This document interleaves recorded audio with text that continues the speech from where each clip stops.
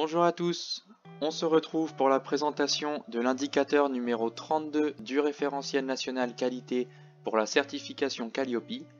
Cet indicateur est le troisième du critère 7, écouter et prendre en compte les retours, et c'est également le dernier indicateur de ce référentiel. L'intitulé exact de l'indicateur 32 est le suivant: le prestataire met en œuvre des mesures d'amélioration à partir de l'analyse des appréciations et des réclamations.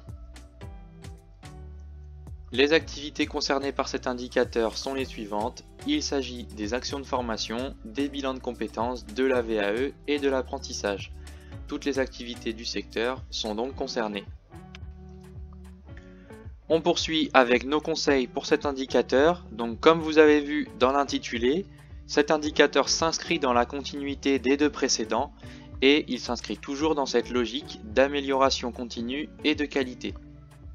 Pour cet indicateur et pour être en conformité, il faudra donc prendre en compte tous les retours, même s'ils peuvent parfois être négatifs, car ils doivent toujours amener à une amélioration de la qualité de votre prestation et servir de levier d'amélioration.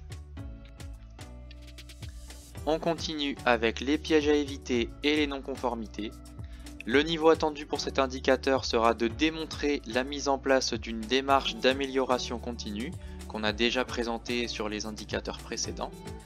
Attention donc à bien être en mesure de présenter à l'auditeur les mesures que vous avez prises suite au retour de différentes parties prenantes. À nouveau, attention car les appréciations négatives ne sont pas graves et elles ne seront pas auditées.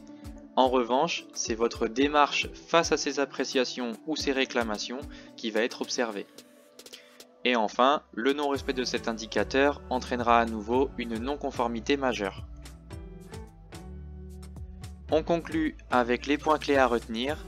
Il faudra donc mettre en place des actions d'amélioration grâce aux retours et aux réclamations que vous avez collectées.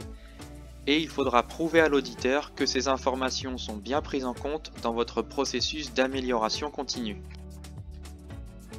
Voilà pour la présentation de l'indicateur numéro 32, ce qui clôt notre série de vidéos sur les indicateurs du référentiel national qualité.